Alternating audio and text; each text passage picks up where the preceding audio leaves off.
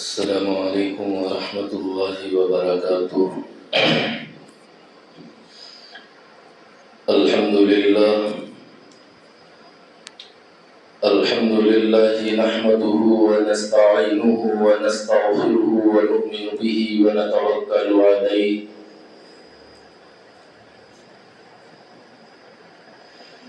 ونعوذ باللہ من شرور انفسنا ومن سیئات اعمالنا، من يهده الله فلا مضل له ومن يضلل فلا هادي له، ونشهد أن لا إله إلا الله وحده لا شريك له، ثم نشهد أن سيدنا وحبيبنا وشفيعنا وإمامنا ونبينا وسندنا ومولانا محمد صلى الله عليه وسلم، أما بعد، فقد قال الله تبارك وتعالى في القرآن المجيد والفرقان الحميد: أعوذ بالله السميع العليم من الشيطان الرجيم، بسم الله الرحمن الرحيم.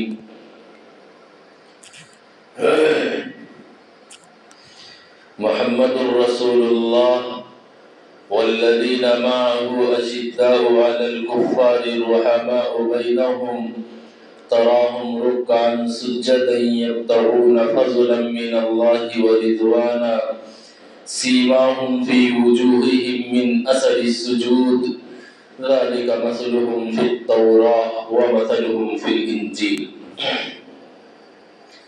وقال النبي صلى الله عليه وسلم: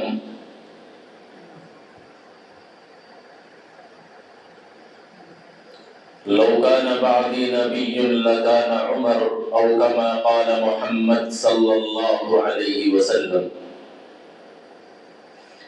معزز مقتدر حضرات مصلیان، آج ذوالحج کی 25 تاریخ ہے 1448۔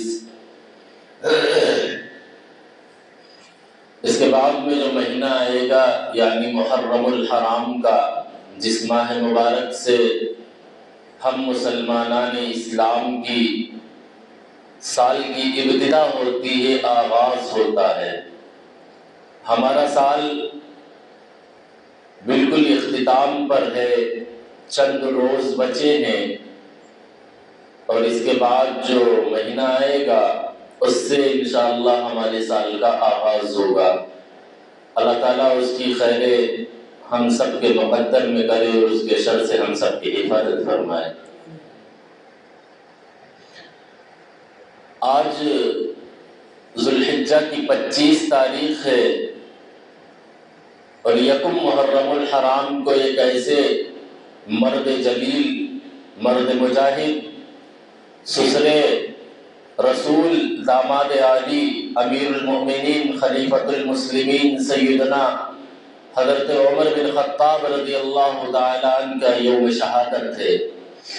یعنی یکم محرم الحرام کو سیدنا حضرت عمر بن خطاب رضی اللہ تعالیٰ عنہ شہید ہوئے تھے۔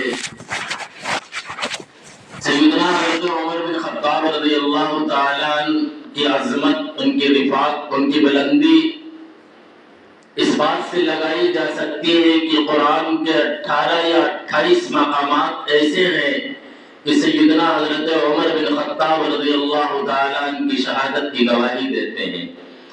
سیدنا حضرت عمر بن خطاب رضی اللہ تعالیٰ عنہ سارے اصحاب میں ایک ایسے صحابی رسول ہیں کہ جو اس فرش کے اوپر سوچتے ہیں، اللہ رب العزت اسے عرش قرآن بنا کے اتارتا ہے۔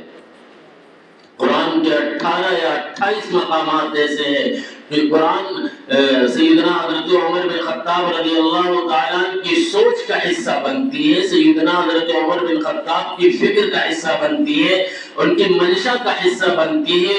سیدنا حضرت عمر بن خطاب جو زمین کے اوپر سوچتے ہیں، جو اس فرش کے اوپر رہ کے سوچتے ہیں، اللہ رب العزت اسے عرش کے اوپر بیٹھا قرآن بنا کے اتارتا ہے۔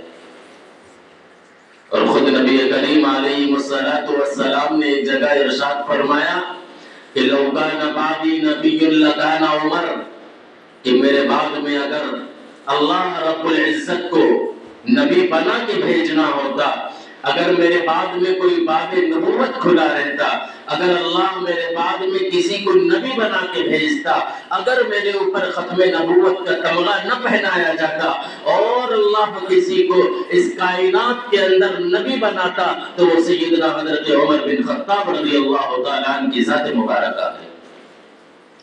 سیدنا حضرت عمر بن خطاب رضی اللہ تعالیٰ عنہ کی عظمت بہت اونچی ہے، بڑی بلند ہے، ان کی رفعتیں بڑی اعلیٰ قسم کی ہے۔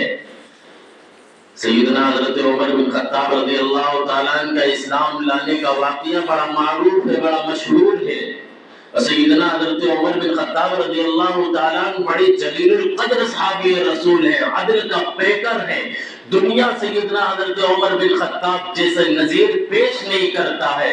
سیدنا حضرت عمر بن خطاب رضی اللہ تعالیٰ عنہ کو جس میدان کے اندر آپ دیکھیں گے مکمل نہیں بلکہ اکمل پائیں گے۔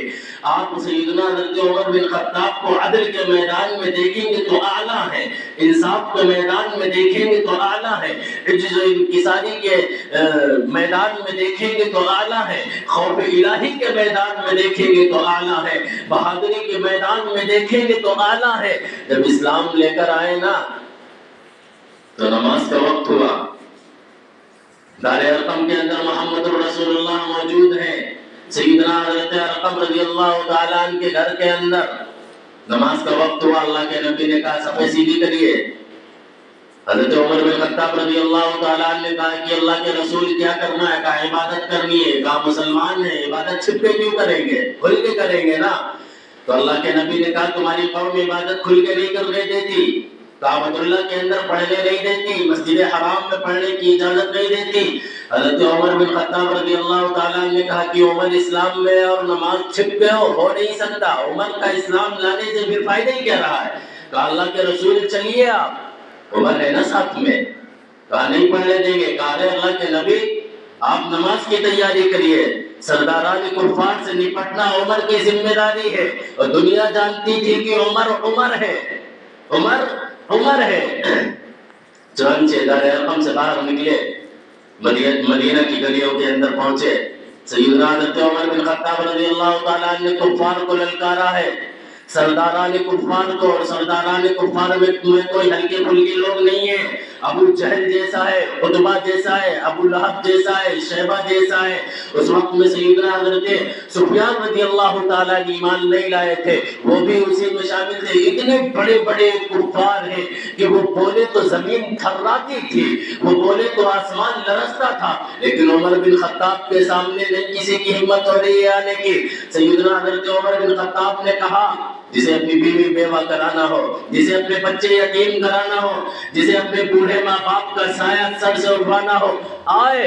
سیدنا حضرت عمر کا وہ راستہ ہوگی، اس کی گردن ہوگی، عمر کی چمچماتی ہوئی تلوار ہوگی۔ بڑے جلیل القدر صحابی، بڑے ہمت والے انسان ہیں۔ علماء نے لکھا ہے کہ سیدنا حضرت عمر بن خطاب رضی اللہ تعالیٰ نے اگر اپنے پورے غصے کے اندر، پورے آب و تاب کے اندر، پورے جاہ و جلال کے اندر اگر عمر بن خطاب آسمان کی طرف نظر اٹھا دیتے تو آسمان کے اوپر گزرنے والا پرندہ بھی جھلس کے نیچے گر جاتا۔ عمر بن خطاب کا غصہ اعلیٰ معیار کا ہے، لیکن جیسا انسان کا غصہ ہوتا ہے نا، ایسے اس کی عاجزی بھی ہوتی ہے، ایسے اس کی انکساری بھی ہوا کرتی ہے، ایسے ہی اس کے اندر عدل اور انصاف بھی پایا جاتا ہے۔ سیدنا حضرت عمر بن خطاب رضی اللہ تعالیٰ عنہ کا عدل کچھ یوں ہے کہ آپ کے بیٹوں کو یہودیوں نے شراب پلا دی، نبیذ بتا کے شراب پلا دی۔ شراب پینا اسلام میں حرام ہے، نبیذ کا پینا اسلام میں جائز ہے۔ یہودیوں نے کہا نبیذ پی لو، لیکن وہ تھی شراب۔ سیدنا حضرت عمر بن خطاب رضی اللہ تعالیٰ عنہ کے بیٹے شراب پی گئے، نہیں محسوس ہوا، بعد میں پتا چلا ہے یہ تو شراب تھی، دھوکہ ہو گیا ہے نا۔ یہ بات ہوتے ہوتے سیدنا حضرت عمر بن خطاب تک پہنچتی ہے۔ حضرت عمر بن خطاب رضی اللہ تعالیٰ عنہ نے جب کانوں سے سنا کہ میرے بیٹے نے شراب پی ہے، اب جرم تو ہوا ہے نا، گناہ تو ہوا ہے نا۔ سیدنا حضرت عمر بن خطاب گھر کے اندر گئے، بیٹے کو دیکھا کھانا کھا رہا ہے، گریبان پکڑا اور گھر کے باہر لے کر آئے ہیں۔ مسجد نبوی کے اندر عدالت قائم کی گئی ہے۔ سیدنا حضرت عمر بن خطاب نے کہا کہ تو نے شراب پی؟ کہا یا امیر المومنین ہاں ہم نے پی ہے شراب۔ باپ ہے، بیٹا ہے، مقدمہ آیا ہے، لیکن عدالت سجائی ہے ایک مجرم کے طور پر، عدالت سجائی ہے ایک حاکم کے طور پر۔ اب فیصلہ ہوگا عمر کے بیٹے کا۔ سیدنا حضرت عمر بن خطاب نے کہا کہ اگر تو نے گناہ کیا ہے تو اس کے اوپر ذرا جم کے 100 کوڑے لگائے جائے۔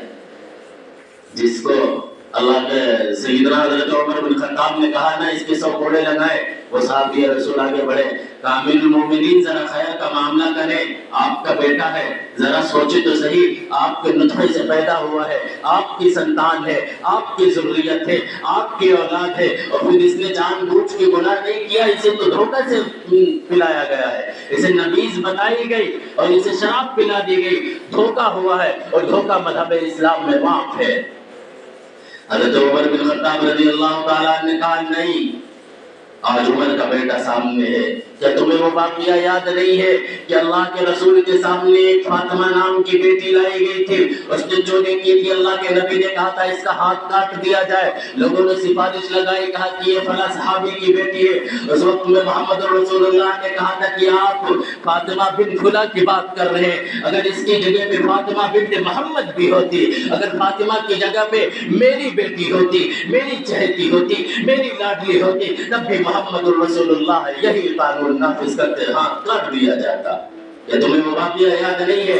سیدنا حضرت عمر بن خطاب نے حکم دیا ہے، اب کون ہے جو سیدنا حضرت عمر بن خطاب کے حکم کو ٹال سکتا ہے؟ چنانچہ انہیں پلر کے اندر باندھا گیا مسجد نبوی کے، اور کوڑے برسائے گئے ہیں، جم کے کوڑے لگائے گئے ہیں، 80 کوڑے ابھی لگے ہیں، 100 کا حکم ہوا ہے، 100 ان کے اوپر کوڑے لگنے تھے، ان کا جرم جو تھا اس کی سزا 100 کوڑے تھی، 80 کوڑے لگتے ہیں، روح پرواز کر جاتی ہے۔ سیدنا حضرت عمر بن خطاب دیکھ رہے ہیں بیٹا جان سے کھیل گیا ہے، بیٹی کی روح پرواز کر گئی ہے، لیکن ابھی 20 کوڑے باقی ہیں۔ سیدنا حضرت عمر بن خطاب رضی اللہ تعالیٰ نے کہا غسل کی تیاری کی جائے، کفن کی تیاری کی جائے، دفن کی تیاری کی جائے۔ چنانچہ سب کچھ ہو گیا ہے، غسل ہوا ہے، کفن دیا گیا، دفن ہو گیا ہے۔ جب ہو گیا نا ساری چیزیں، حضرت عمر بن خطاب پھر کھڑے ہوئے ایک عادلانہ حکم کے ساتھ، حضرت عمر بن خطاب پھر کھڑے ہوئے ایک حاکم بن کے۔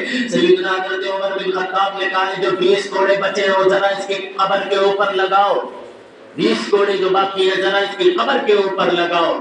لوگوں نے کہا امیر المومنین اب تو رحم فرما دے، اب تو وہ جان سے کھیل گیا ہے، قبر کے اندر پہنچ گیا ہے، کیا کچھ اس کے ساتھ میں ہوگا بس وہ جانے، رب جانے۔ حضرت عمر بن خطاب رضی اللہ تعالیٰ نے اس وقت میں تاریخی جملہ کہا جو خدا کی قسم آپ عزت سے لکھنے کے لائق ہے، سونے کے پانی سے لکھنے کے لائق ہے۔ سیدنا حضرت عمر بن خطاب رضی اللہ تعالیٰ نے کہا کہ اگر آج اس کی قبر کے اوپر 20 کوڑے نہ لکھے گئے جو 1400 سال کے بعد میں چمار اٹھے گا، 1400 سال کے بعد میں کنجر ابن کنجر اٹھے گا، تاریخ لکھی جائے گی کہ عمر کے بیٹے کا فیصلہ آیا۔ جب عمر کے بیٹے کی باری آئی تھی تو عمر نے نرم گوشہ اختیار کیا تھا، اپنے عدل سے پھر گئے تھے، ذرا لگاؤ اس کی قبر کے اوپر 20 کوڑے۔ چنانچہ حضرت عمر کے حکم کی تعمیل کی گئی ہے اور 20 کوڑے لگائے گئے ہیں۔ ہائے کہاں سے لاؤ گے ایسا عمر، کہاں سے لاؤ گے ایسا انصاف پرور، کہاں سے لاؤ گے ایسا عادل۔ سیدنا حضرت عمر بن خطاب رضی اللہ تعالیٰ عنہ اتنا خوف خدا سے ڈرا کرتے تھے نا، اتنا خوف خدا تھا۔ امیر المومنین ہے، 22 لاکھ مربع میل کے اوپر جس نے حکومت کی ہے، ایران کو فتح کرنے والے سیدنا حضرت عمر بن خطاب ہیں، عراق کو فتح کرنے والے سیدنا حضرت عمر بن خطاب ہیں، دنیا کو فتح کرنے والے سیدنا حضرت عمر بن خطاب ہیں۔ عمر کی وہ حکومت ہے کہ دریا بھی مانتی ہے، ہوا بھی مانتی ہے، زمین بھی مانتی ہے۔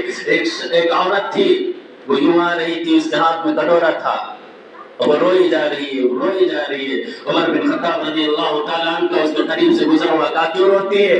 کہا اس کے اندر ہم تیل لے کر آ رہے تھے، تیل زمین کے اوپر گرا اور زمین نے پورے تیل کو چوس لیا ہے، جذب کر لیا ہے۔ کہا کہاں پہ ہوا ہے؟ عمر کی حکومت میں ایسا کچھ ہوا؟ کہاں پہ ہے؟ لے کر نہیں ہوا ہوتا۔ کہا یہاں پہ۔ حضرت عمر رضی اللہ تعالیٰ نے ہاتھ مارا، کچھ بھی نہیں، کچھ بھی نہیں۔ کہا یہ تو کچھ بھی نہیں ہے۔ کہا امیر المومنین گرمی دیکھ رہے، اتنا سخت موسم ہے، اس میں گرے گا کہاں سے معلوم ہوگا؟ کہا اگر ایسا ہے تو پھر ٹھیک ہے، ابھی یہ تیل دے گی۔ حضرت عمر بن خطاب رضی اللہ تعالیٰ نے اپنا درہ نکالا، توڑا اور زمین کے اوپر زور سے مارا اور کہا کہ تجھے کس نے اجازت دی ہے کہ تو ایک عورت کا تو تیل پی جائے؟ تو جانتی نہیں تو عمر کی حکومت میں آتی ہے، تیل کو واپس کر، تیل کو واپس کر، ورنہ تیرے ساتھ میں وہ سلوک کیا جائے گا کہ دنیا یاد رکھے گی گھوڑا پڑا ہے ابھی کہ تیل اچھل کے آیا اور اس کے کٹورے کے اندر آ گیا۔ زمین بھی تھرایا کرتی تھی حضرت عمر بن خطاب کے عدل سے، زمین بھی تھرایا کرتی تھی عمر کے انصاف سے، زمین بھی تھرایا کرتی تھی کہ ہاں عمر جیسا انسان ہے۔ ایک مرتبہ ایک آگ لگ گئی اور آگ بڑی بھڑکاؤ تھی، ایسا لگ رہا تھا کہ شاید اب دنیا کے اندر کوئی بچے گا۔ حضرت عمر بن خطاب کے کانوں تک آواز پہنچی، حضرت عمر بن خطاب رضی اللہ تعالیٰ نے کرتا اتارا اور کہا کہ جاؤ آگ کو دکھانا۔ کسے دکھانا؟ بول کے بتائیں، کسے دکھانا؟ آگ کو دکھائے۔ صحابی رسول گئے، حضرت عمر کا کرتا یوں آگ کی طرف دکھایا، آگ پھر سے واپس ہو گئی، آگ پھر سے واپس ہو گئی۔ وہ جانتی تھی نا عمر کا کرتا ہے، کیا بنے گا کچھ نہیں پتا ہے، آپ کو بھی یہ خبر تھی کہ کیا بنے گا کچھ نہیں پتا ہے، اور عاجزی کے اندر حضرت عمر جیسا انسان نہیں ہے محمد رسول اللہ کے بعد میں۔ ایک مرتبہ ایک گزر ہوا نا، امیر المومنین ہے اور راتوں کو گشت کیا کرتے تھے، آج کے حکمرانوں کی طریقے سے نہیں تھے۔ یہ تو سیاست کے نام کے اوپر کلنک ہے، یہ تو سیاست کے نام کے اوپر ایک بدنما نشان ہے، یہ تو سیاست کے نام کے اوپر ایک یہ کنجر ہے، ابن کنجر کی صف کے اندر انہیں لا کے کھڑا کیا جائے۔ حکومت کرنا ہے عمر سے سیکھیے، حکومت کرنا ہے عمر کی عدالت سے سیکھیے، آگے عمر سے سیکھیے، عمر کی چوکھٹ پہ آئیے، وہ بتائیں گے حکومت کیسی کرنی ہے۔ 22 لاکھ مربع میل کے حاکم ہیں اور راتوں کو گشت کر رہے ہیں۔ ایک مرتبہ گشت ہو رہا ہے، ایک عورت کے پاس ایک بوڑھی عورت تھی، اس کے سامنے سے گزر ہوا، وہ امیر المومنین کو نہ جانے کیا کیا کہہ رہی تھی، بہت کچھ کہہ رہی تھی۔ حضرت عمر بن خطاب رضی اللہ تعالیٰ عنہ بیٹھے، اس کے پاس میں ڈانٹا لگایا۔ کسے کہہ رہی تھی؟ امیر المومنین کو کہہ رہی تھی نا، اور امیر المومنین ہی سن لے۔ ڈانٹا لگایا، رومال چہرے کے اوپر ڈالا اور اس بوڑھی عورت سے کہا اماں جان کیا ہوا؟ کہا کیا بتاؤں، عمر کو میری فکر ہی نہیں ہے، بہت بڑا امیر المومنین بنتا ہے، خلیفۃ المسلمین کا لقب یہ گھومتا ہے، لیکن اسے میری فکر نہیں ہے۔ حضرت عمر بن خطاب نے کہا کہ اماں آپ اتنی دور رہتی ہیں، کیسے خلیفہ کو خبر ہوگی؟ کہا میں کتنی دور رہتی ہوں اس سے بحث نہیں ہے۔ انتہائی غصے میں تھی وہ عورت۔ کہا میں کتنی دور رہتی ہوں بحث اس سے نہیں ہے، وہ خلیفہ ہے نا ہمارا، امیر المومنین ہے نا، اسے خبر گیری کرنی چاہیے کہ اماں نے کھانا کھایا ہے کہ نہیں کھایا۔ کہا بتاؤ کیا پریشانی ہے؟ کہا میرے اوپر قرضہ ہے، امیر المومنین کی ذمہ داری ہے کہ ہمارا قرضہ ادا کرے، ہم بھوکے مر رہے ہیں، امیر المومنین کی ذمہ داری ہے کہ وہ مجھ سے پوچھے آ کے کہ کھانا کھایا کہ نہیں کھایا ہے۔ حضرت عمر بن خطاب نے یہ بات سنی نا، اپنے غلام اسلم کو لیا اور لے جا کر بیت المال سے 300 درہم اٹھائے، 2 بوری اناج کی اٹھائیں گے، گھر کے اندر جو سالن تھا لے کر آئے ہیں۔ کہا اماں یہ کھانا لیجئے، یہ اناج لیجئے، یہ درہم لیجئے، جو قرضہ ہے آپ ادا کیجئے، اور یہ جو میں اناج آپ کو دے رہا ہوں یہ 2 مہینے کا انتظام ہے، 2 مہینے پورے نہیں ہوں گے پھر اناج آپ کے گھر کے اندر آ جائے گا۔ کھانا لے کر آیا ہوں، کھانا کھائیے۔ اس نے کھانا کھانا شروع کیا، جب پیٹ بھر گیا نا تو امیر المومنین سیدنا حضرت عمر بن خطاب نے کہا اماں جان اب آپ عمر کو معاف کر دیجئے، آپ عمر کو معاف کر دیجئے۔ اس بڑی عورت نے کہا کہ ذرا سا کھانا کھلا کے تو امیر المومنین کی معافی چاہتا ہے، نہیں معاف کروں گی، نہیں معاف کروں گی۔ امیر المومنین کو چاہیے کہ ہماری خبر گیری کرے۔ حالانکہ کس سے بات کر رہی ہے؟ کس سے بات کر رہی ہے؟ بول کے بتائیں۔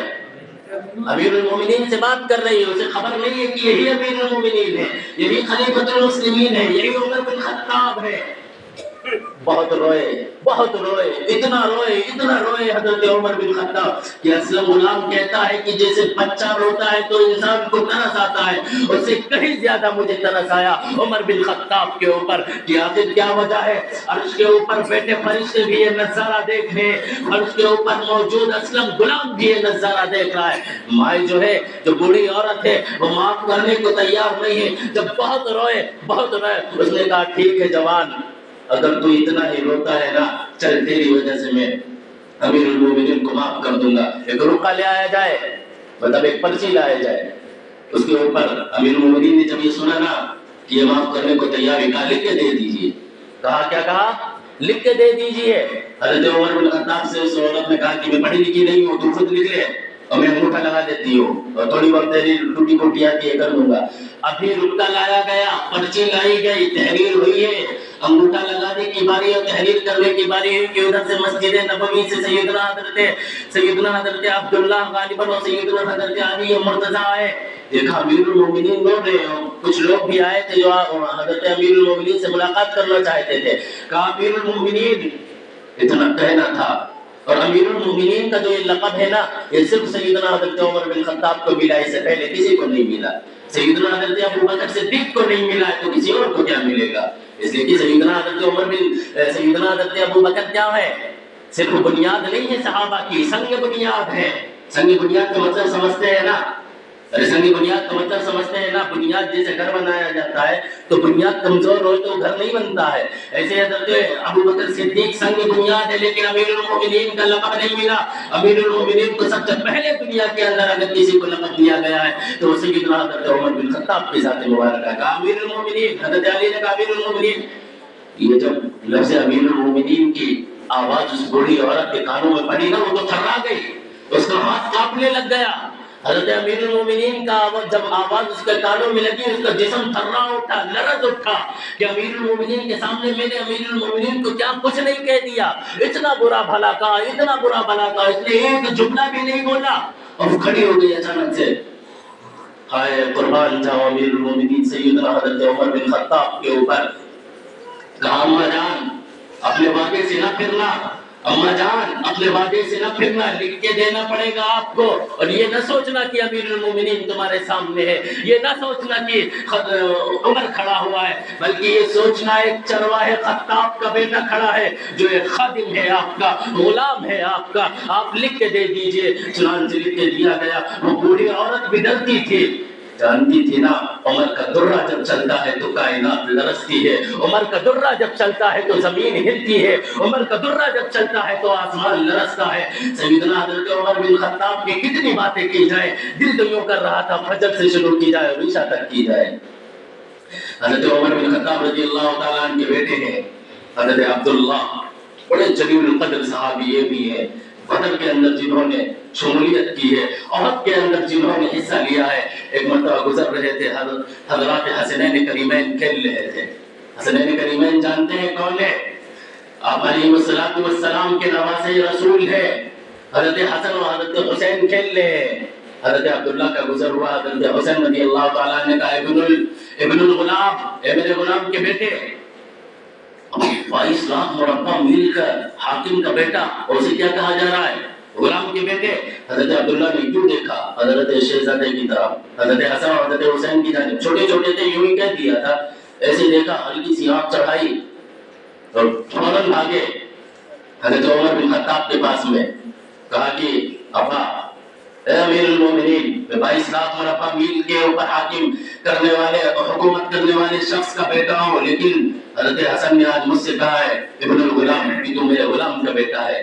حضرت عمر بن خطاب رضی اللہ تعالیٰ عنہ کے کانوں تک جب یہ آواز پڑی نا، حضرت عمر بن خطاب رضی اللہ تعالیٰ عنہ کھڑے ہوئے، کہا ہے نا حضرت حسن نے، کہا ہے حضرت حسین نے، کہا ہے شہزادوں نے کہ غلام کے بیٹے ہو تم؟ کہا ہاں بجان، کہا ہے، کہا ذرا دوڑ کاغذ قلم لے کر جا اور حضرت شہزادے سے کہنا یہ بات لکھ کے دے دے۔ حضرت عمر بن خطاب نے کہا کیا وجہ ہے؟ کہا کہ جا، جو میں تجھے حکم دے رہا ہوں کر، دوڑ ذرا دوڑ، جلدی جلدی کرنا، کہیں ایسا نہ ہو کہ شہزادوں کا مزاج بدل جائے، کہیں ایسا نہ ہو کہ شہزادوں کا من بدل جائے، جلدی دوڑ، شہزادے کے قریب میں جا، لکھوا کے لے کے آ جا کہ تو میرے غلام کا بیٹا ہے۔ وہ حضرت عبداللہ دوڑے ہیں، دیکھا حضرت شہزادے کھیل رہے ہیں، کہا کہ آپ کے غلام نے آپ کو سلام کہا ہے۔ حضرت عمر نے کہا تھا نا کہ میرا سلام کہنا، اور وہ جو رقعہ ہے نا، وہ جو پرچی ہے نا، وہ حضرت شہزادے کے قدموں میں رکھنا اور کہنا حضرت شہزادے سے کہ ابن الغلام جو تو نے کہا ہے کہ میرے غلام کے بیٹے یہ بات لکھ کے دے دے۔ حضرت عمر کے بیٹے حضرت عبداللہ گئے ہیں،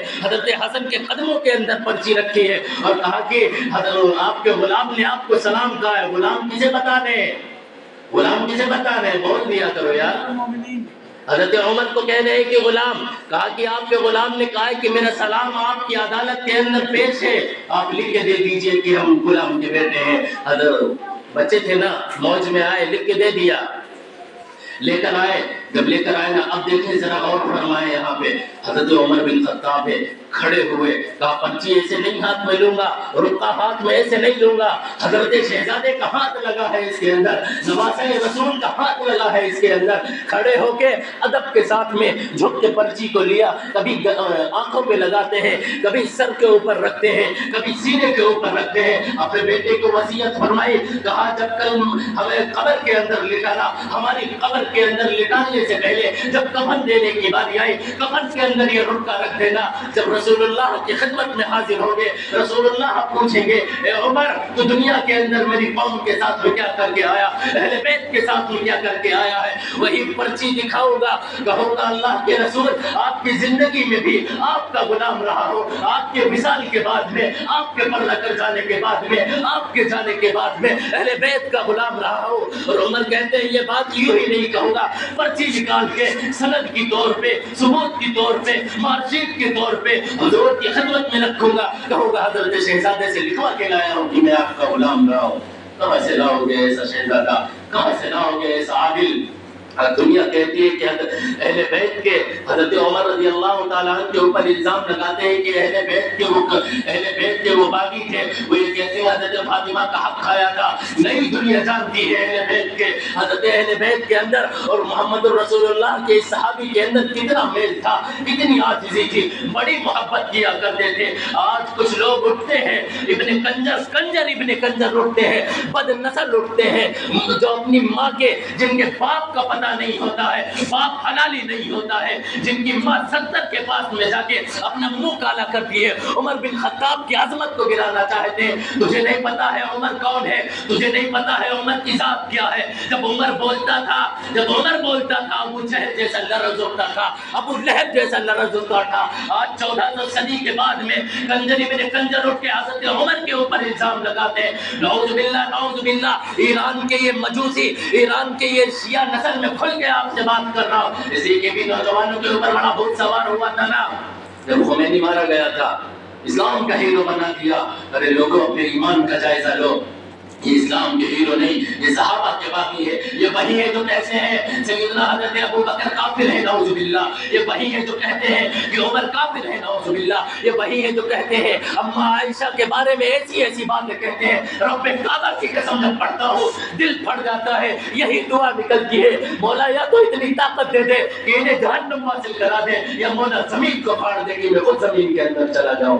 کیا کچھ نہیں کہا جاتا حضرات صحابہ کرام کے بارے میں, کیا کچھ نہیں بولا جاتا ہے حضرات صحابہ کرام کے بارے میں. ایک ہم اور آپ ہے کہ شیعہ سنی کے بھائی کا نعرہ لگاتے ہیں, ایک ہم اور آپ ہے کہ انہیں اپنا بھائی تسلیم کرنے کے لیے راضی ہیں. نہیں یارو, یہ وہی ہے جنہوں نے حضرت عمر بن خطاب کو مارا تھا, یہ وہی ہے جس نے سیدنا حضرت علی کو مارا تھا, یہ وہی ہے جس نے حضرت حسین کو مارا تھا. جانتے ہیں حسین کون ہے, جانتے ہیں حضرت حسن کون ہے. اللہ کے نبی خطبہ دے رہے ہیں, حضرات حسنین کریمین حضرت حسین رضی اللہ تعالیٰ عنہ ہیں. اللہ کے نبی چھوٹے سے تھے, اللہ کے نبی نے دیکھا گرتے پڑھتے آتے, اللہ کے نبی نے خطبہ چھوڑا, حضرات حسنین کریمین کو اٹھایا ہے, آئے ہیں ممبر کے اوپر خطبہ دیا. ایک کو اس کونے میں رکھا, ایک کو اس کونے میں رکھا, اور لوگوں سے کہا جو ان سے بغض کرے گا اس نے مجھ سے بغض کی ہے, جو ان سے بغاوت کرے گا اس نے مجھ سے بغاوت کی ہے, اور جو مجھ سے بغض کرے گا اس نے اللہ سے بغض کی ہے, اور جس نے رب سے بغض کی ہے اسے جہنم کے علاوہ کچھ نصیب نہیں ہوتا.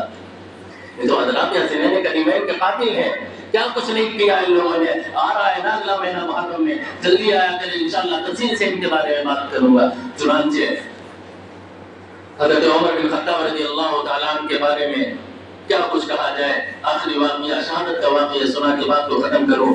حضرت عمر بن خطاب رضی اللہ تعالیٰ عنہ امیر المومنین ہے, خلیفۃ المسلمین ہے, بھائی صاحب مربع بیل کے اوپر حکومت کرتے ہیں. قرآن کے 18 یا 28 مقامات عمر کی شہادت کی گواہی دیتے ہیں, عمر کی عدالت کی گواہی دیتے ہیں, عمر کی عظمت کی گواہی دیتے ہیں. جس کے بارے میں اللہ کے نبی نے کہہ دیا ہو لو کان بعدی نبی لکان عمر, میرے بعد میں کوئی اگر نبی بن گیا تھا تو عمر کی ذات ہوتی. اتنی عظمتوں کا حامل, اتنی برکتوں کا حامل, اتنی عظمتوں اور برکتوں کا حامل انسان کے بارے میں اگر کوئی برا کہتا ہے اس کے بارے میں کیسے دانشی دعا کر سکتا ہے. نہیں, میں تو اور کھل کے میں کہہ رہا ہوں, میں ایران کا مخالف نہیں ہوں, اچھے سے سن لیجیے گا، اس لیے اس سے پہلے مجھ پر اعتراض ہو چکا کہ تم ایران کے مخالف بھی ہو. میں ایران کا مخالف نہیں ہوں، لیکن ایران کے اندر جو مجوسی رہتے ہیں، جو باغی رہتے ہیں، جو بدبخت رہتے ہیں، جو مدعا کی اولادیں ہیں، جو ناجائز پیداوار ہے، جو رات کے اندھیرے کے اندر جن کی ماں منہ کالا کرا کے پیدا کرتی ہے، میں ان کے مخالف ہوں. اور کیسے نہ ہو جب قرآن ان کے مخالف ہے، کیسے نہ ہو نبی کا فرمان ان کے مخالف ہے. اللہ کے نبی نے کہا اصحابی کالنجوم بیئیہم اقتدیتم، جس نے میرے صحابہ کی پیروی کی وہ اس نے میری پیروی کی، اور جس نے ان سے بغاوت کی اس نے مجھ سے بغاوت کی. اب بتاؤ جو صحابہ کا باغی ہے ان سے نفرت نہ کی جائے تو اور کیا کیا جائے گا. چنانچہ آخری وقت آیا، مدینہ کے اندر ایک شخص رہتا تھا ابو لولو، مجوسی کافر تھا. مجوسی کہتے ہیں جو آگ کی پرستش کرتے ہیں، اللہ کو نہیں مانتے. مجوسی کسے کہتے ہیں؟ جو آگ کی پرستش کرتے ہیں، مطلب وندنا کرتے ہیں، اس کی پوجا کرتے ہیں، عبادت کرتے ہیں. ابو لولو مجوسی تھا تو وہ کام کیا کرتا تھا. حضرت عمر بن خطاب کی خدمت میں آیا، کہا کہ میرے اوپر 2 درہم کا ٹیکس ہے، اسے کم کر دیا جائے. امیر المومنین نے پوچھا کیا کرتے ہو؟ اس نے بہت سارے کام بنائے. مصور تھا، بہترین مصور تھا. یہ جو تصویر بنانے والا ہوتا ہے نا، بہترین مصور تھا، بہترین کاریگر تھا. خنجر ایک سے ایک اعلیٰ قسم کے بنایا کرتا تھا اور لکڑی کا کام بہت اچھا ہوتا تھا. امیر المومنین نے کہا اتنے کام کرتا ہے، کوئی 2 درہم تجھے دینے میں پریشانی ہوگی، نہیں کم نہیں کیا جائے گا. اس لیے کہ عادل ہے نا، کیسے کم کر دیا جاتا. تو وہ غصے میں آیا، غصے میں تھا، اور وہ ویسے بھی مجوسی تھا. تو حضرت عمر بن خطاب کو برا بھلا کہا کرتا تھا، کھل کے نہیں بولتا تھا، کھل کے نہیں، دل کے اندر بغض رکھتا تھا. اور فتح کے اوپر فتح ہو رہی ہے، مجوسی بچے غلام بن کے آ رہے ہیں، اور وہ مجوسی بچوں سے کہا کرتا تھا مجھے عرب سے بڑی نفرت ہے. ہائے عرب سے نفرت کرے پھر یوں ہی بچ جائے، کیسے ہو سکتا ہے؟ عرب سے بڑی نفرت کرتا ہوں، اور خاص کر عمر سے نفرت کرتا ہوں. وہ دن دور نہیں ہے کہ عمر کو سبق سکھاؤں گا. چنانچہ وہ دن آیا 27 ذی الحج، جو آج سے 2 دن کے بعد میں ہے. آج 25 ہے نا، آج کے بعد 2 دن کے بعد میں 27 ذی الحج پہلی رات ایسی، پہلا دن ایسا آیا ہے کہ حضرت عمر بن خطاب رضی اللہ تعالیٰ فجر کی نماز پڑھا رہے. وہ مجوسی ابو لولو ایرانی النسل ہے، یہودیت کا جلوہ ہے، ایرانی النسل ہے. سمجھ رہے ہیں؟ اس کام کی نسل ہے، ایران کی نسل کا ہے. کیسے نباغی ہو؟ میں نے ابھی جو کہا تھا نا کہ یہی قاتل ہے، یہ انہی کی نسل سے ہے. یہ جو ابو لولو مجوسی ہے نا، اسی کی نسل سے یہ شیعہ آتے ہیں، اسی کی نسل کے ہیں. وہ ایرانی النسل تھا. جو شیعہ ایران کے اندر پائے جاتے ہیں یا دیگر ممالک میں پائے جاتے ہیں، یہ اسی کی نسل سے ہے. تو انہی کی نسل نے تو مارا تھا نا، کیسے نہ بغاوت کرے. بہرحال تو حضرت عمر بن خطاب رضی اللہ تعالیٰ نماز کے لیے اندھیرا ہوتا تھا. آج کے دور کے طریقے سے نہیں ہے کہ پنکھے بھی ہے، لائٹ بھی ہے، وغیرہ وغیرہ وغیرہ اللہ نے دے رکھا ہے، سب استعمال کرتے. اندھیرا ہوا کرتا تھا. تو حضرت عمر بن خطاب جب سجدے کے اندر گئے نا، اس نے بات کرنا شروع کیا. محراب کے اندر پہلے سے چپ کر رہتا تھا. 7 بار کیے ہیں، 6 بار تک حضرت عمر بن خطاب اپنے آپ کو روکے رہے، خون انتہا کا نکل رہا ہے. جب اس نے 7واں بار کیا ہے تو حضرت عبداللہ بن مسعود کا ہاتھ حضرت عمر بن خطاب نے پکڑا ہے، اور یوں ایسے پکڑا اور مصلی رسول کے اوپر کھڑا کیا. ذرا غور فرمائے، حضرت عمر بن خطاب کے اوپر بار ہو رہے ہیں، خون کی قطاریں نکل گئی ہیں، پورا مصلی لہو لہان ہو چکا ہے، لیکن نماز نہیں چھوڑی ہے. عبداللہ بن مسعود کو پیچھے سے پکڑا، آگے کھڑا کیا ہے. حضرت عبداللہ بن مسعود نے پوری نماز کی ہے. یہ جو مجوسی بدبخت تھا نا، ابو لولو فیروزی جو بدبخت ہے، اس نے سوچا کہ بھاگ جاؤ، لیکن حضرات صحابہ کرام کی جو سب تھی نا، وہ سیسا پلائی کی طرح کھڑے ہوتے تھے. ہماری آپ کے طریقے سے نہیں کھڑے ہوتے تھے. مچھر کاٹ لے تو پورا بدن لرز اٹھتا ہے، مکھی سامنے سے نکل جائے تو بھول جاتے ہیں رکعت کون سی پڑھ رہے تھے، کون سی سورت پڑھ لیتے بھول جاتے ہیں. اگر کولر حضرت نہ چلے تو نیت نہیں ہم اور آپ باندھتے ہیں، لائٹ نہ ہو تو واپس چلے جاتے ہیں. صحابہ کی نماز دیکھو، صحابہ کی نماز. عمر بن خطاب زخمی ہو چکے ہیں، لیکن سیسا پلائی کی طریقے سے کھڑے ہیں. مجوسی کو نکلنے نہیں دیا جاتا ہے. اس نے پھر وار کرنا شروع کیا ہے. علماء نے لکھا ہے کہ 12 لوگوں کے اوپر اس نے وار کیا ہے، جس میں سے 6 وہیں پہ شہید ہو گئے تھے. سلام پھیرا گیا. ایک صحابی نے بڑی سی چادر اٹھائی اور اس بدبخت کے اوپر ڈال دی. پکڑ نہیں پا رہے تھے نا نماز کی حالت میں، چادر ڈال دی. جب چادر ڈالی نا، اب وہ سمجھ گیا اب بچنے کا کوئی چانس نہیں ہے. چادر پڑ چکی ہے، حضرت علی جیسا موجود ہے، حضرت عثمان جیسا شخص موجود ہے، ابو ہریرہ جیسا موجود ہے، حضرت حسنین کریمین جیسے موجود ہیں، حضرت طلحہ جیسے انسان موجود ہیں جو جلیل القدر صحابیوں میں آتے ہیں۔ وہ سمجھ گیا کہ اب نہیں بچنے کی امید ہے، اس نے خود کو مار ڈالا۔ جس خنجر سے حضرت عمر کو مارا نا، وہی خنجر اس نے اپنے اوپر بھی چلایا، خودکشی کی اور وہیں پہ ڈھیر ہو گیا۔ امیر المومنین کو گھر کے اندر لایا گیا۔ امیر المومنین نے پوچھا میرے اوپر حملہ کس نے کیا تھا؟ کس نے کیا تھا؟ بتایا گیا ابو لولو مجوسی تھا۔ کہا الحمدللہ۔ لوگوں نے کہا کیا ہوا؟ امیر المومنین آپ خدا کا شکر ادا کریں۔ کہا کہ ہاں خدا کا شکر ادا کیسے نہ کروں، کیسے نہ ادا کروں کہ میرے قتل کے اندر، میری شہادت کے اندر کسی مسلمان کا ہاتھ نہیں بلکہ کافر کا ہاتھ تھا۔ حضرت عبداللہ آپ رضی اللہ تعالیٰ عنہ کے چہرے مبارک کو اپنی گود میں رکھتے ہیں، سرے سے ہٹا دیتے ہیں، حضرت عمر خود ہٹا دیتے ہیں، پھر رکھا پھر ہٹایا، 2-3 مرتبہ ایسا ہوا تو حضرت عبداللہ نے پوچھا ابا آپ کو تمہیں کیوں نہیں سر رکھنے دیتے ہیں؟ کہا کیا کروں، تو میرا سر چھوڑ دے۔ زمین کے اوپر رکھا اور گرد پڑی ہوئی تھی، اس کے اندر اپنے رخسار مبارک کو رگڑنے لگے، یعنی گال کو رگڑنے لگے۔ کہا ابا جان کیا کرتے ہیں؟ ابا جان کیا کرتے ہیں؟ غور فرمائے یہاں پہ، ابا جان کیا کرتے ہیں؟ حضرت عمر بن خطاب رضی اللہ تعالیٰ عنہ اس وقت میں کہا ڈر لگتا ہے اللہ سے، کیا بنے گا عمر کا، کیا بنے گا عمر کا، جس کے بارے میں اللہ کے نبی نے 10 مرتبہ جنت کی بشارت دی اپنی حیات کے اندر۔ اللہ کے نبی نے کہا کہ جنت کے وارثوں کو دیکھنا ہے عمر کو دیکھو، جنت کے وارثوں کو دیکھنا ہے ابو بکر کو دیکھو، جنت کے وارثوں کو دیکھنا ہے بلال کو دیکھو، جنت کے وارثوں کو دیکھنا ہے علی کو دیکھو، جنت کے وارثوں کو دیکھنا ہے حسنین کریمین کو دیکھو، جنت کے وارثوں کو دیکھنا ہے سعد کو دیکھو، جنت کے وارثوں کو دیکھنا ہے سعید کو دیکھو، جنت کے وارثوں کو دیکھنا ہے طلحہ کو دیکھو، جنت کے وارثوں کو دیکھنا ہے سعد کو دیکھو، جنت کے وارثوں کو دیکھنا ہے زبیر کو دیکھو، جنت کے وارثوں کو دیکھنا ہے عمر بن خطاب کو دیکھو۔ جسے یہ دیکھنا ہو زمین پہ جنت یہ کیسا لگتا ہے، عمر کی ذات کو دیکھو، اتنا بڑا صحابی رسول ہے، زمین کے اوپر رخسار رگڑتے ہیں، اللہ سے کہتے ہیں اللہ عمر پہ رحم فرما دے، اللہ عمر پہ رحم فرما دے۔ مولا اگر آپ نے عمر پہ رحم نہ فرمایا تو عمر کا کیا بنے گا؟ اتنی عاجزی، اتنی انکساری، کہاں سے عمر جیسا انسان لاؤ گے؟ چنانچہ حضرت عبداللہ سے کہا، حضرت عبداللہ سے کہا جاؤ امی عائشہ کے گھر کے اندر تو کہنا آپ کا غلام، آپ کا خادم رسول اللہ کے پہلو میں سونا چاہتا ہے۔ حضرت عبداللہ گئے اور کہا کہ جب جانا نا تو یہ نہ کہنا کہ امیر المومنین کا حکم ہوا ہے، کہنا آپ کے غلام، آپ کے بیٹے عمر خطاب کے بیٹے عمر کا ایک عاجزانہ انکسارانہ ایک درخواست لے کر آیا ہوں۔ یہ نہ کہنا کہ امیر المومنین حضرت عبداللہ امی عائشہ صدیقہ رضی اللہ تعالیٰ عنہ کے گھر کے اندر گئے، کنڈی کھٹکھٹائی، من دق الباب، دروازے پر کون ہے؟ عبداللہ بن عمر آیا ہوں۔ حضرت امی عائشہ رونے لگی، دہاڑے مار کے روئیں گے امی عائشہ۔ کہا بیٹا کیا ہوا، کیسے آئے ہو؟ امیر المومنین نہیں رہے۔ کہا اما جان دھیرے بولیے، اپا نے منع کیا تھا کہ امیر المومنین امی عائشہ کے سامنے مت کہنا چاہیے، کہنا عمر کا بیٹا عبداللہ آیا ہے، عمر کی عاجزانہ ایک درخواست ہے۔ کہا بیٹا بتاؤ کیا ہے؟ کہا آپ کے بیٹے، آپ کے غلام نے کہا ہے رسول اللہ کے پہلو میں سونا چاہتا ہوں، اگر آپ اجازت دیں تو لیٹ جاؤ۔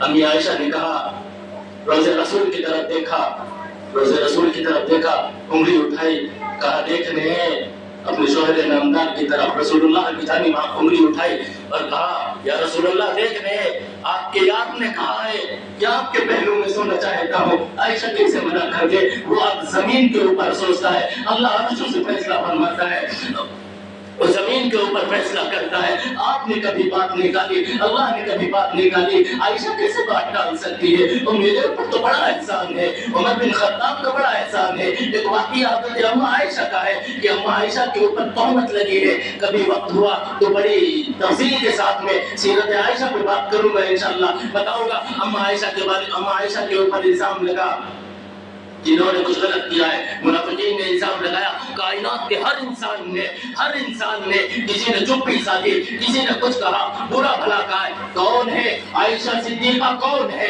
حضرت اما عائشہ صدیقہ رسول اللہ کی سب سے چہیتی بیوی ہے، ان کے اوپر الزام لگا۔ رسول اللہ خاموش ہو گئے۔ حضرت ابو بکر سے پوچھا، ابو بکر کیا کیا جائے؟ اللہ کے نبی بڑا ٹینشن میں رہتے تھے، کیا کیا جائے؟ اللہ کے نبی سے حضرت ابو بکر نے کہا میں کچھ نہیں کہہ سکتا ہوں، میری بیٹی ہے، میں کوئی بات کہوں گا بات نہیں مانی جائے گی، لوگ کہیں گے باپ تھا وہ تو فیصلہ اپنی بیٹی کی ہے میرے حق میں کرے گا نا، آپ کی مرضی، جو آپ کا دل کرے وہ آپ کریے۔ حضرت علی رضی اللہ تعالیٰ عنہ سے پوچھا، اللہ کے نبی نے، حضرت علی نے فرمایا چھوڑیے چھوڑیے، کوئی اور بیویاں مل جائیں گی۔ اتنے میں حضرت عمر بن خطاب سامنے سے آ رہے تھے، عمر بن خطاب سامنے سے آ رہے تھے۔ اللہ کے نبی نے حضرت عمر بن خطاب سے کہا، دوست یار آج میری مدد فرما، کیا کیا جائے؟ مکہ کے لوگ ہماری عائشہ کے اوپر انگلی اٹھاتے ہیں، کیا کیا جائے؟ اللہ کے نبی علیہ السلام کو عمر بن خطاب رضی اللہ تعالیٰ نے مخاطب کیا، کہا کہ عائشہ سے نکاح عمر نے کرایا؟ کہا نہیں۔ کہا ابو بکر نے کرایا؟ کہا نہیں۔ کہا عثمان نے کرایا؟ کہا نہیں۔ کہا علی نے کرایا؟ کہا نہیں۔ کہا کس نے کرایا ہے آپ کا نکاح؟ کہا اللہ نے کرایا۔ اما عائشہ وہ ذات مبارکہ ہے جس کا نکاح خود اللہ نے کرایا ہے، پیغام آسمان سے اترا ہے محمد الرسول اللہ کے لیے، ابو بکر کی بیٹی سے محمد الرسول اللہ تمہیں نکاح کرانا ہے۔ کون کرانے والا ہے؟ اللہ کی ذات ہے۔ کہا اللہ رب، وہ واقعہ آپ کو نہیں یاد ہے؟ آپ کے تلوے کے اندر، آپ کے جوتی کے اندر جب ایک گندگی لگی، اللہ کا فوراً حکم ہوا تھا، محمد قدم نہ اٹھانا، گندگی لگی ہے پہلے صاف کرنا۔ اللہ کو کیسے یہ گوارا ہوگا کہ کوئی ناپاک عورت آپ کے بستر پہ کیسے لا سکتی ہے؟ حضرت محمد رسول اللہ نے جب یہ بات سنی نا، حضرت عمر بن خطاب کو گلے لگایا، چیخیں ماری ہے، چادر اپنے اوپر ڈالی ہے، جبرائیل نیچے اترے ہیں، اور لوگ دیکھ رہے ہیں وہی اتر رہی ہے، مکہ رو رہا ہے، مکہ کے لوگ تڑپ رہے ہیں، رسول اللہ کی ہچکیاں بنی ہیں، ابو بکر رو رہے ہیں، ابو بکر کی بیوی رو رہی ہے، اما عائشہ رضی اللہ تعالیٰ عنہ اللہ کے دربار میں لیٹی ہوئی ہیں، سجدے کے اندر پڑی ہیں، کہتی ہے اللہ تو جانتا ہے میں پاک ہوں، آج فیصلہ فرما دے۔ کائنات تو کوئی انسان نہیں مانتا، عائشہ کی طہارت کو نہیں مانتا، عائشہ صدیقہ کی طہارت کو نہیں مانتا ہے، لیکن اللہ کے نبی علیہ السلام نے جب اپنی کالی کمنی والی چادر ہٹائی نا، عمر بن خطاب کو پھر گلے لگایا اور کہا عمر تیرے اس احسان کو کبھی نہیں بھولوں گا۔ اللہ نے قرآن بنا کے عائشہ کی طہارت میں اتارا ہے، سورہ نور کے اندر، قرآن کے اندر 7 آیتیں سورہ نور کی ایسی ہے کہ سیدہ حضرت اما عائشہ صدیقہ رضی اللہ تعالیٰ عنہ کی طہارت کے اوپر گواہی دیتی ہے، پاکی کے اوپر گواہی دیتی ہے۔ کہا محمد الرسول اللہ کو یہ گوارا نہیں ہے کہ پاک محمد کے بستر کے اوپر کوئی ناپاک عورت آئے، عائشہ پاک ہے۔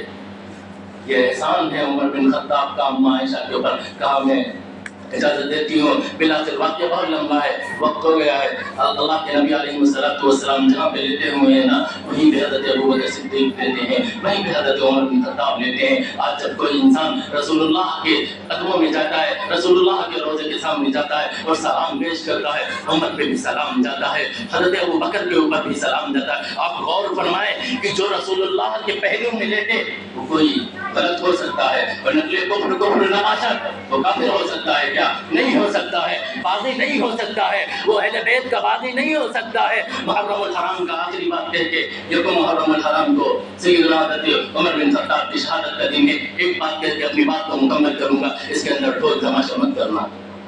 تمہارے گھر کے اندر تمہارے باپ کا جنازہ پڑا اور ڈھول بجائیں گے آپ؟ سوال کر رہا ہوں، بتائیے، باپ کا جنازہ پڑا اور ڈھول بجائیں گے آپ؟ ماں کا جنازہ پڑا اور ڈھول بجائیں گے آپ؟ تمہاری بہن کا جنازہ پڑا اور ڈھول بجائیں گے آپ؟ حضرت حسنین کریمین کا جنازہ پڑا ہے، تم کہتے ہو کہ 10 محرم کو شہادت تھی، ہاں 10 محرم کو شہادت تھی، کیا نواز رسول کی شہادت کے اوپر ڈھول بجانا چاہیے؟ نہیں بجانا چاہیے۔ اور یاد رکھنا ڈھول بجانا حرام ہے، حرام۔ کانوں کی کھڑکیاں کھول کے سن لینا، کسی بھی محاذ کے اوپر بجایا جائے، خوشی میں بجایا جائے تب حرام ہے، غمی میں بجایا جائے تب حرام ہے۔ ڈھول بجائیں گے حرام کام کریں گے، خدا کبھی کامیاب نہیں کرے گا۔ رسول اللہ سے بغاوت کریں گے، خدا کبھی کامیاب نہیں کرے گا۔ بہت بڑے حسینی بندے ہو، اگر حسینی اتنے ہی بڑے ہو، آؤ 10 محرم کو قرآن کی تلاوت کی جائے، آؤ 10 محرم کو ذکر و اذکار کر لیا جائے۔ لیکن ڈھول بجانا کہاں سے ثابت ہے؟ دنیا کا کوئی انسان ثابت نہیں کر سکتا ہے، کھلا اوپن چیلنج کرتا ہوں، کوئی ثابت نہیں کر سکتا ہے 10 محرم الحرام کو ڈھول بجانا جائز ہے یا دیگر مقامات کے اوپر ڈھول بجانا جائز ہے۔ یکم محرم الحرام کو حضرت عمر بن خطاب کی شہادت کا دن ہے، زیادہ سے زیادہ آپ حضرات تلاوت فرمائیں، حضرت عمر بن خطاب کو بخشیں۔ 10 محرم الحرام کو حضرت حسین رضی اللہ تعالیٰ عنہ کی شہادت کا دن ہے، اس دن بھی آپ حضرات زیادہ سے زیادہ تلاوت کریں، ذکر و اذکار کریں، نوافل پڑھیں۔ حضرات نواسے رسول، شہزادہ رسول محمد الرسول اللہ کے سب سے لاڈلے بیٹے کے اوپر آپ بخشیں۔ اور ایک بات اور، 10 محرم کا مہینہ شروع ہونے والا ہے. مسئلے کے اعتبار سے بتا رہا ہوں, محرم کا مہینہ شروع ہونے والا ہے. امام باڑے پہ نہ جانا, کھیل دیکھنے جاتے ہیں نا, تماشا دیکھنے جاتے ہیں نا, خدا کے لیے ہاتھ جوڑ کے کہتا ہوں مت جانا. مت اپنا نام حضرات صحابہ کرام کے باغیوں میں مت لکھانا. تم مشتاق رسول ہو, مشتاق صحابہ ہو, ان کی طرف دیکھنا بھی گوارا نہ کرنا. وہ کیا کرتے ہیں چھوڑ دینا. دوسری بات اور کہہ رہا ہوں کہ کالے کپڑے محرم میں مت پہننا. کالے کپڑے محرم میں مت پہننا. آپ کے پاس 50 جوڑی ہوں گی نا ٹی شرٹیں, 50 جوڑی پہن کے ہوں گی, 50 جوڑے آپ کے پاس کرتے پیجامے ہوں گے. کیا ضروری ہے کہ محرم میں ہی کالے کپڑے پہنے جائیں؟ مسئلے کے اعتبار سے بتا رہا ہوں. اللہ کے نبی کی حدیث سنا کے بعد کو ختم کروں. من تشبہ بقوم فهو منهم. جس نے غیر کی صورت اختیار کی, رسول اللہ نے فرمایا وہ ہم سے نہیں ہے. اب فیصلہ آپ کے ہاتھ میں ہے کہ آپ رسول اللہ صلی اللہ علیہ وسلم کی جانثار ہیں یا کسی اور کے ہیں. کالے کپڑے کوئی لوگ پہنتے ہیں نا محرم میں. ارے شیعہ پہنتے ہیں, کل میں بات کر رہا ہوں, شیعہ پہنتے ہیں, وہ کلاوہ باندھتے ہیں نا ہاتھ کے اندر لال کلر کا. آپ کے بعد میں تو فرق کیا بچے گا؟ اب بھی تو باغیوں میں چلے جائیں گے. اللہ ہم سب کی حفاظت ہونا ہے. نہیں پہنیں گے نا محرم میں, نہیں پہنیں گے نا. موبائل لگتے ہیں 20,000 کا, 30,000 کا, 50,000 کا, 60,000 کا. 100 روپے کی شرٹ لا کے دوسرے کلر کی نہیں پہن سکتے ہیں کیا؟ پہن سکتے ہیں, بالکل پہن سکتے ہیں. اللہ نے وسعت دے رکھی. اس لیے میں نے 4 باتوں کی طرف اشارہ کیا ہے. میرے حضرات صحابہ کرام کے وفادار بنے ہیں مولا. وہ جو رسول اللہ صلی اللہ علیہ وسلم کی ان جانثاروں کے باغیوں کے ساتھ میں ہے نا, جو ان کے کھیل تماشے کو دیکھتا ہے نا, تعزیے کے ساتھ میں جاتا ہے. سنو بات یاد آئی, یہ جو تعزیہ کرتے ہیں نا, حالانکہ میں انتشاری بات نہیں کرتا ہوں, انتشاری بات کرنے کا قائل نہیں ہوں. پورے 100 سالوں کے کبھی نہیں انتشاری بات کی. لیکن آپ سے مراد جو مکتبہ بریلوی سے تعلق رکھتے ہیں, ان کے جو پیر ہیں نا, جو ان کے رہنما ہیں نا, جن کو دنیا احمد رضا کے نام سے جانتی ہے اور آپ اعلیٰ حضرت کہتے ہوں گے, انہوں نے فتاوی رضویہ کے اندر ان کی سب سے معتبر کتاب ہے مولانا احمد رضا خان نور اللہ مرقدہ لکھتے ہیں تعزیہ کرنا حرام ہے, تعزیے کے اندر چندہ دینا حرام ہے, تعزیے کے جلوس کے اندر جانا حرام ہے. فیصلہ آپ کے ہاتھ میں ہے. آپ اعلیٰ حضرت کی بات مانیں گے یا کس کی بات مانیں گے؟ اگر آپ انہیں کو مانتے ہیں نا تو فیصلہ آپ کے ہاتھ میں ہے. فتوے کا آپ کے سامنے ہے, جسے دیکھنا ہو کمرے کے اندر آئے, فتاوی رضویہ کھول کے دکھاؤں گا انشاءاللہ. بہرحال 10 محرم الحرام کے اندر کیا نہیں کرنا ہے, بول کے بتائیں, شاید ذہن میں بیٹھ جائے. کیا نہیں کرنا ہے؟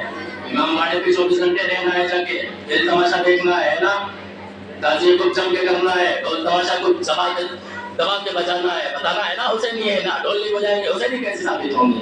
ارے یزیدیوں کا کام ہے, یزیدیوں کا کام ہے ڈھول تماشا کرنا, حسینی کا کام نہیں ہے. حسینی اگر ہے تو آؤ مسجد کے اندر تلاوت کرتے ہیں, تم تلاوت کرو, ہم تلاوت کرتے ہیں, دیکھتے ہیں کون بات پاتا ہے. آپ کی نہیں بات کر رہا ہوں, ان کی بات کر رہا ہوں, یزیدیوں کی بات کر رہا ہوں. اس لیے کالے کپڑے نہیں پہننا ہے, ڈھول تماشے کے چکر میں نہیں پڑنا ہے نا. انشاءاللہ نہیں کرنا ہے نا. اللہ تعالیٰ ہم کی توفیق عنایت فرمائے. وآخر دعوانا الحمدللہ.